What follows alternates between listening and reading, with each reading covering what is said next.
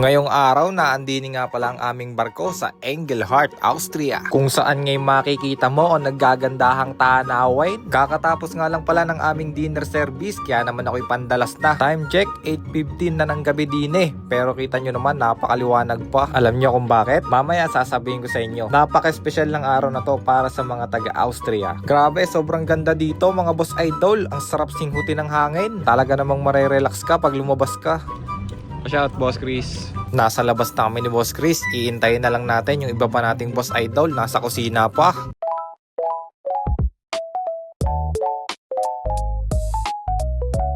Gusto ko sanang subukan kung gaano kalamig ang tubig din eh. Kaso nga lang ako'y may napansin. Bakit parang may bumubula sa ilalim? Parang may humihinga. Kaya naman hindi ko na tinuloy ang paghawak sa tubig. Baka mamaya may buhaya pala. Ay wag na.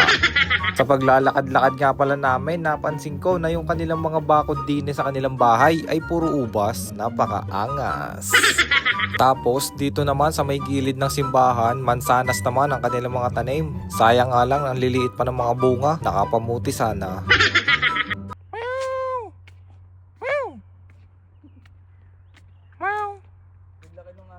Laki ng pusang aray.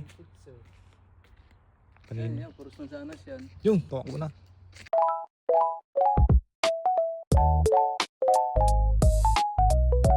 At nandini na nga ang ating mga boss idol. Nandini lang kami sa labas ng barko. Tamang kwentuhan lang habang hinihintay ang pagsapit ng dilim. Dahil nga meron silang festival dito ngayong araw mga boss idol. Nung una hindi rin namin alam, pero syempre ChatGPT is the key. Nalaman na namin kung bakit. Kaya eto na. On June 21 in Austria, they light solstice bonfire. Wow, wow, wow. Solstice bonfire.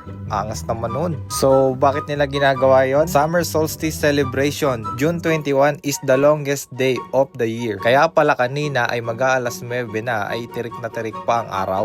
The bonfire marked the peak of summer and the sun's power. Old pagan tradition that got kept even after Christianity came. Yun pala yun. Kumbaga, para sa mga taga-Austria, ito yung pag-welcome nila sa pagdating ng summer season. Ayun nga pala yung barko namin. 5 minutes walk lang siya mula din sa napakalaking bonfire.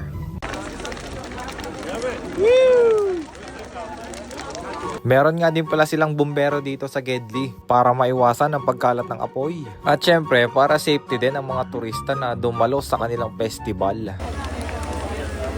Boy Scout, gana?